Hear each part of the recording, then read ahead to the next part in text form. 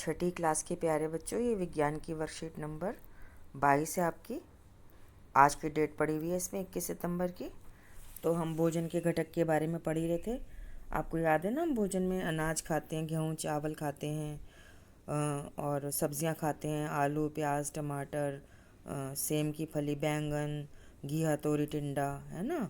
और हम फल खाते हैं, सेब संतरा केला, बहुत सारे फल होते हैं। और हम पत्तेदार सब्जियां भी खाते हैं, पालक वगैरह, पालक हो गया, पत्ता गोभी हो गई, है ना बेटा। और हम क्या खाते हैं, बहुत सारी चीज़ें खाते हैं। तो ये सब हमारा भोजन जो है, ये जो है हमें पौधों से मिलता है। और आप कहोगे मैडम मैं तो मांस मछली अंडा भी खाती हूँ, तो उसकी बात बाद में करेंगे हम। तो ये पौधों से जो मिलता है वो कैसे बनता है, प्रकाश संश्लेषण क्रिया के द्वारा।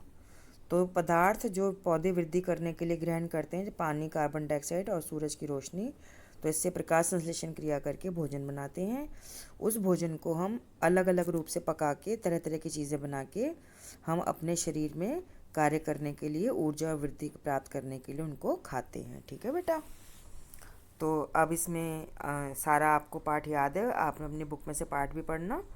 तो प्रश्न 1 का उत्तर क्या लिखना है, शरीर को स्वस्थ रखने के लिए आपके द्वारा लिए जाने वाले खाद्य पदार्थों के नाम लिखिए।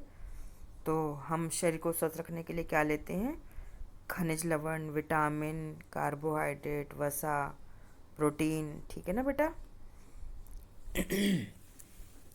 फिर आसपास के अन्य सजीवों का अवलोकन करने पर उनके द्वारा लिए गए खाद्य पदार्थों के नाम लिखिए।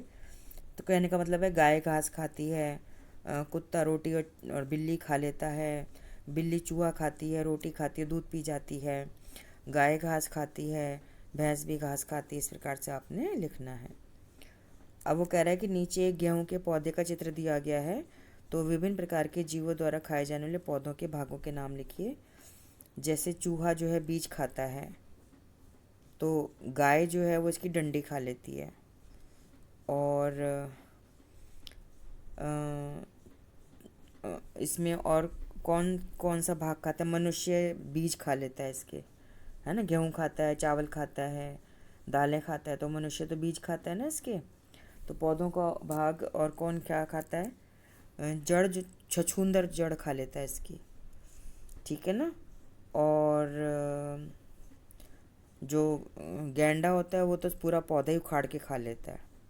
ठीक है बेटा, इस प्रकार से आपने इसको लिखना है। ठीक है बेटा, बुक से पाठ ज़रूर पढ़े भोजन के घटक।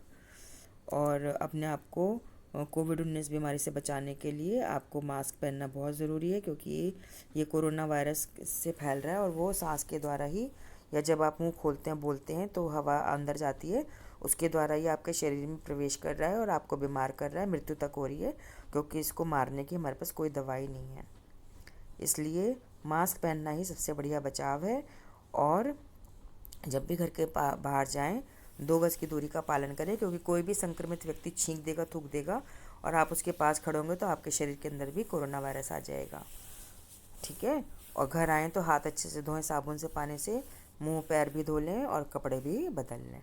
ठीक है बेटा, ध्यान रखना अपना।